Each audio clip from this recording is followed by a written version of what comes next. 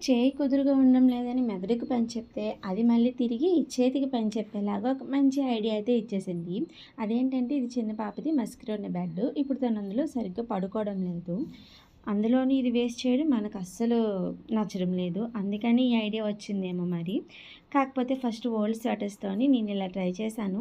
మీకు కూడా నచ్చుతుంది అని అనేసి నా ఐడియా మీతో షేర్ చేసుకునేలాగా ఒక వీడియో చేశాను. ఆ వీడియో నేను డిస్క్రిప్షన్‌లో ఇస్తాను. ఒకసారి చూసేయండి. Welcome to Eshwar lucky vlogs.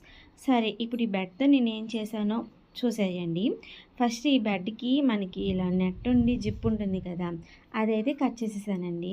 అయ్యో! అక్క కట్ చేసి ఇస్తే మళ్ళీ క్లాత్ కుట్టుకోవాలి అంటే ఇందులో ఉండే పీస్ బయటకొచ్చేయాలని డౌట్ మీకు రావచ్చు. ఈ బెడ్ చాలా చిన్నగా ఉంది. మరీ పెద్దదనుకోండి తనకి ఎక్కడికి అదే ఒక 3 ఇయర్స్ వరకు సరిపోతుంది. పెద్ద పాపది కొంచెం పెద్దదే కానీ దీనిది కొంచెం చిన్నది. మళ్ళీ అందులోనూ నెట్ కట్ చేసేసాననుకోండి ఈ అంచు అదే ఈ కింద వైపు చిరిగిపోతుందేమో అని అనిపించి ఆ నెట్‌కి కొంచెం క్లాత్ ఉండేలాగా కట్ చేసేసుకున్నాననమాట. సో ఈ బెడ్‌తో ఏం చేయాలో మీకు తర్వాత చెప్తాలే కానీ ఈ నెట్‌తోని ఏం చేసుకుందామో మీకు ముందు చెప్తాను. ఫస్ట్ ఈ నెట్‌కుండే మధ్యలో జిప్ ఉంటుంది కదా! ఆ జిప్ క్లోజ్ చేసేసి దీంతో ఏం చేసుకోవాలంటే ఇప్పుడు మనము ఏవైనా బయట ఎండేస్తూ ఉంటాం కదా! అంటే కొంచెం పప్పులు కానీ ఇలా ఎండేసేటప్పుడు కాకులవి మూతెట్టేస్తాయని పక్కనే ఉంటాం. ఇంకా అలాంటి పని లేకుండా ఇలా సింపుల్‌గా ఇది పెట్టేసి అటు ఇటు ఏదో బరువైనది పెట్టేసుకొని మధ్యలో మనం ఎండేయాల్సినవి ఎండేసేసుకుంటే సరిపోతుంది. చాలా ఇప్పుడు బెడ్‌తో ఏం చేద్దామా అనే కదా మీ డౌటు. మనం ఇప్పుడు పిల్లల్ని తీసుకొని ఎక్కడికైనా బయటకి వెళ్ళామనుకోండి, వాళ్ళకి పడుకునేటప్పుడు గట్టా ఇలా ఇబ్బంది అవుతుంది. అలాంటప్పుడు ఇలాంటి చిన్న చిన్న బెడ్స్ పెట్టుకోవడానికి వీలుగా ఉండేలాగా కుట్టుకున్నామనుకోండి, అప్పుడు ఏ ఇబ్బంది ఉండదు కదా! అలా అని చెప్పేసి నేను ఈ బెడ్‌కైతే మనం నార్మల్‌గా డ్రెసెస్ తీసుకునేటప్పుడు మెటీరియల్ కాకుండా నార్మల్ తీసేసుకుంటాం కదా! సో, ఆ డ్రెసెస్ మీదకి ఇలా ఫ్యాన్స్ అనేవి ఉంటాయి. ఆ ఫ్యాన్స్ మనకు అంతగా నచ్చవు వేసుకోవడానికి. రెడీమేడ్ డ్రెస్సెస్ మీద ఉండే ఫ్యాన్స్ అండి. అంతగా నచ్చవు కదా వేసుకోవడానికి. సో, ఆ ఫ్యాన్ క్లాత్‌ని నేను ఇలా యూజ్ చేశాననమాట.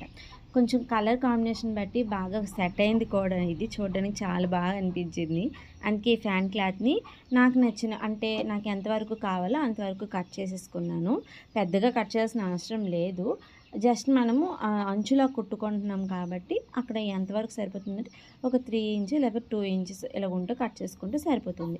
అది ఒక సైడ్ మనం ఫస్ట్ కుట్టుకోవాలి. అది కూడా ఈ వీడియోలో చూపిస్తున్నాను కదా! చిన్న చేతి కుట్టు అనమాట. జస్ట్ అలా కుట్టేసుకొని మొత్తం రౌండ్ అంతా తిప్పేసేయాలి. రౌండ్ అంతా తిప్పినప్పుడు మధ్య మధ్యలో మనకి క్లాత్ సరిపోకపోతే అప్పుడు కొంచెం అటాచ్ చేసేసుకోవాలి. అది అనేది ఎలాగంటే పోములు అనేవి బయటికి రాకుండా కనిపించకుండా ఇక్కడ మీకు వీడియోలో చూపిస్తున్నాను చూడండి. జస్ట్ అంటే రైట్ సైడ్లో పెట్టేసుకొని ఇలా మడత పెట్టేసి కుట్టేసుకోవడమే.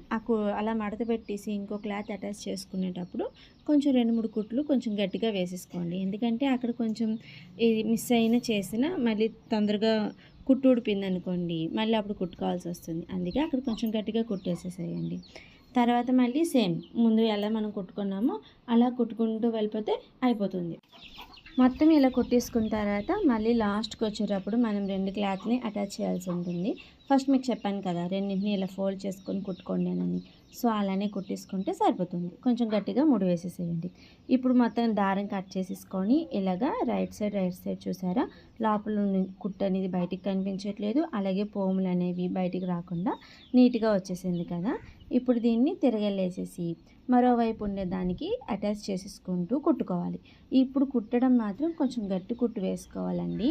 ఎలా అంటే మనము కింద వైపు కుట్టుకున్నాం కదా ఆ క్లాత్, అలాగే ఇప్పుడు కుట్టుకోవాల్సిన క్లాత్ ఇంక ప్యాంట్ క్లాత్ అన్నింటినీ ఫోల్డ్ చేసేసుకొని కొంచెం టైట్గా లాగేసుకుంటూ మధ్య మధ్యలో టైట్గా ముడి వేసేసుకుంటూ కుట్టుకోవాల్సి ఉంటుంది. అలాగైతేనే కొంచెం గట్టిగా ఉంటుంది. అంత త్వరగా కుట్లు అనేవి ఊడకుండా ఉంటాయి అన్నమాట. రెండో వైపు తిప్పుకున్నాక ఒక సైడ్ నుంచి కుట్టుకుంటూ వెళ్ళిపోతుంటే సరిపోతుంది. మనం ఇక్కడ హ్యాండ్ వర్క్ చేస్తాం కదా, బ్లౌజ్కి హ్యాండ్ వర్క్ చేసుకోవడం కానీ చిన్న చిన్న కుట్లు అవి కానీ కుడుతూ ఉండటం వాళ్ళకైతే బాగా తెలుస్తుంది. కింద వరకు కుట్టుకొని మీదకు తీసుకోవాలి సూదిని. అలా అయితేనే పైనున్న క్లాత్ కింద వరకు ఉన్న క్లాత్ మొత్తం కలిపి కుట్టుకోవడం అవుతుంది. అప్పుడు వెంటనే కుట్లు అనేవి త్వరగా ఊడిపోకుండా గట్టిగా ఉంటాయి అన్నమాట.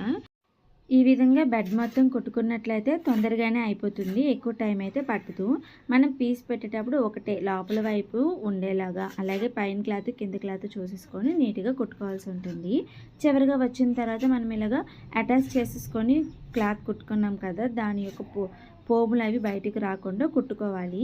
మళ్ళీ లాస్ట్ ఒక 2-3 కుట్లు కొంచెం స్ట్రాంగ్గా ఉండేలాగా సూదికి ఒక 2-3 సార్లు దారాన్ని తిప్పి ముడి వేసుకోవాల్సి ఉంటుంది. ఇలా చేసుకున్నట్లయితే మనము ఎక్కడికైనా వెళ్ళేటప్పుడు ట్రావెలింగ్ టైంలో గట్రా బెడ్ అనేది పిల్లల కోసం అవసరం అవుతుంది కదా, వాళ్ళు పడుకోవడానికి ఇబ్బంది పడుతూ ఉంటారు. అలాంటప్పుడు ఈ బెడ్ యూస్ చేసుకున్నట్లయితే ఎటువంటి ఇబ్బంది లేకుండా సింపుల్గా అయిపోతుంది. అందులోనూ మస్కిటో నెట్ బెడ్ వేస్ట్ చేయకుండా ఇలాగా నెట్ బెడ్తోని అంటే నెట్తోని పప్పులు ఇలాంటివి అందేసుకోవచ్చు. అలాగే బెడ్ అనేది మనం ఒక 3 ఇయర్స్ వరకు వాళ్ళకి యూజ్ చేయొచ్చు.